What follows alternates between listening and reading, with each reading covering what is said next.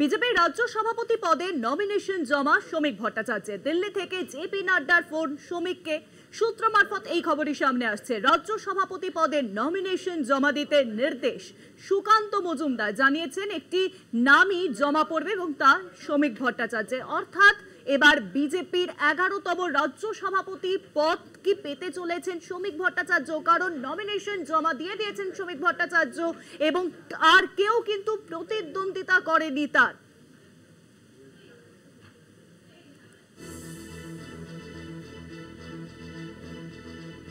বিজেপির সর্বভারতীয় সভাপতি জেপি নাড্ডা ফোন করেন শ্রমিক ভট্টাচার্যকে এবং তারপরেই কিন্তু নমিনেশন জমা দিলেন। প্রতিদ্বন্দ্বিতা কোনো রকম ভাবে হয়নি, একমাত্র নমিনেশন জমা পড়েছে শ্রমিক ভট্টাচার্যের। অর্থাৎ বিজেপির নয়া রাজ্য সভাপতি পদে এবার বসতে চলেছেন শ্রমিক ভট্টাচার্য।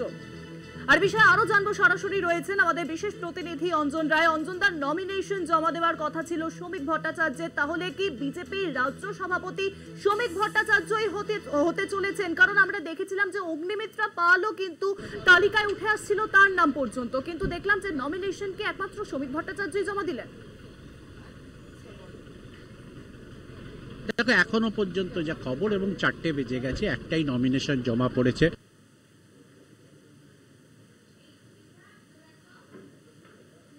কোনো কারণে যোগাযোগ বিচ্ছিন্ন হয়েছে আমাদের প্রতিনিধির সঙ্গে, আর আবারও যোগাযোগ করার চেষ্টা করব।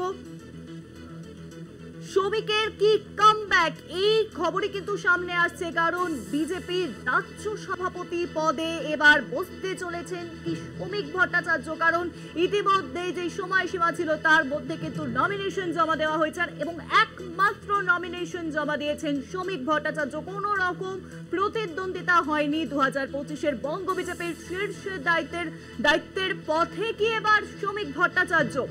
আর বিষয়ে আরো জানবো, এখন সরাসরি রয়েছেন আমাদের বিশেষ প্রতিনিধি অঞ্জন রায়। অঞ্জনদা,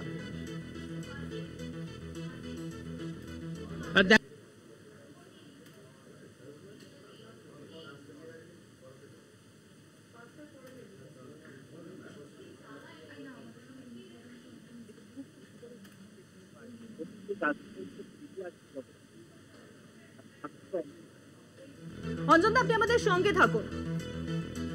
বিজেপির সর্বভারতীয় সভাপতি জেপি নাড্ডা তিনিও কিন্তু শ্রমিক ভট্টাচার্যকে ফোন করেন এবং সর্বসম্মতভাবে শ্রমিক ভট্টাচার্য একমাত্র তিনি নমিনেশন জমা দিয়েছেন। কোন রকম প্রতিদ্বন্দ্বিতা হয়নি। লিস্টে বেশ কটি নাম উঠে আসছিল, অগ্নিমিত্রা পালের নাম উঠে আসছিল। আর বিষয়ে আরো জানবো, এখন ফোন লাইনের সঙ্গে রয়েছেন আমাদের বিশেষ প্রতিনিধি অঞ্জন রায়। অঞ্জন, তার নমিনেশন জমা দেওয়ার যে সময়, সেই সময়সীমা প্রায় পেরিয়ে এসেছে। 4টের সময় নমিনেশন জমা দেওয়ার কথা ছিল। শ্রমিক ভট্টাচার্য তিনি কি একমাত্র নমিনেশন জমা দিয়েছেন বিজেপির নতুন রাজ্য সভাপতি পদে বসার জন্য? আর নমিনেশন কি পড়েছে, কি জানা যাচ্ছে? দেখো, এখনো পর্যন্ত আর নমিনেশন পড়েনি। 4টে সময়সীমা শেষ। কাজে শ্রমিক ভট্টাচার্য পরবর্তী রাজ্য সভাপতি।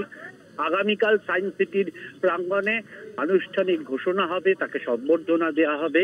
কিন্তু যে বিষয়টা খুব ইন্টারেস্টিং সেটা হচ্ছে যে শ্রমিক ভট্টাচার্য যবে থেকে এই রাজনীতির সঙ্গে যুক্ত হয়েছে, বিজেপি বা জনসংঘের সঙ্গে বা আরএসএস এর সঙ্গে, সেই সময় থেকে শ্রমিক ভট্টাচার্য প্রায় যতগুলো সভাপতি দেখেছেন, সম্ভবত 10টা সভাপতি তিনি দেখেছেন যাদের আন্ডারে শ্রমিক ভট্টাচার্য কাজ করেছে, এবং তাদের যেমনি নিয়োগ দেখেছেন সভাপতির দায়িত্ব নিতে, আবার সভাপতি বিদায় হয়তো দেখেছেন। ফলে শ্রমিক ভট্টাচার্য এখন নতুন করে সভাপতির দায়িত্ব নিলেন।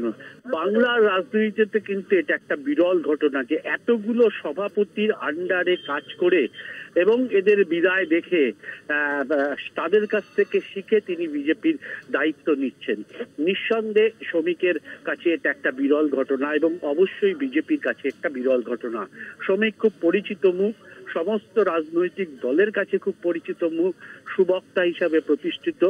একটা সময় এসেছিল যখন শ্রমিককে সমস্ত পদ থেকে সরিয়ে দিয়েছিল বিজেপি নেতৃত্ব। পরবর্তী ক্ষেত্রে গত বছর থেকে আবার শ্রমিকের সেই উত্থান হয়েছে। 2024-এ তিনি রাজ্যসভার সাংসদ হন, 2025-এ তিনি রাজ্যের সভাপতি হলেন। নিঃসন্দেহে শ্রমিকের রাজনৈতিক জীবনের এই 2 বছর খুব গুরুত্বপূর্ণ। ইলেকশনের ঠিক বাকি 9-10 মাস, সেখানে দাঁড়িয়ে শ্রমিক নতুন করে এই দায়িত্ব কতটা পালন করতে পারবেন, নিঃসন্দেহে একটা বড় চাপ। কারণ 26-এর ইলেকশনে যদি কিছু ঘটনা ঘটে, খারাপ ফল হয়, দায় শ্রমিককে নিতে হবে।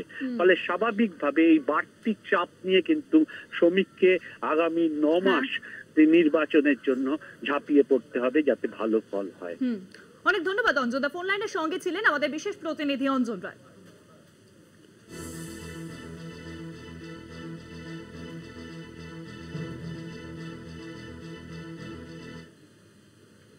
নজর রাখবো পরবর্তী খবরে। 2 মাস পেরিয়ে গেলেও প্রকাশ হয়নি রাজ্য জয়েন্ট এন্ট্রান্সের পরীক্ষার ফল। উদ্বিগ্ন এবার যাদবপুর বিশ্ববিদ্যালয়ের অধ্যাপক সংগঠন জুটা।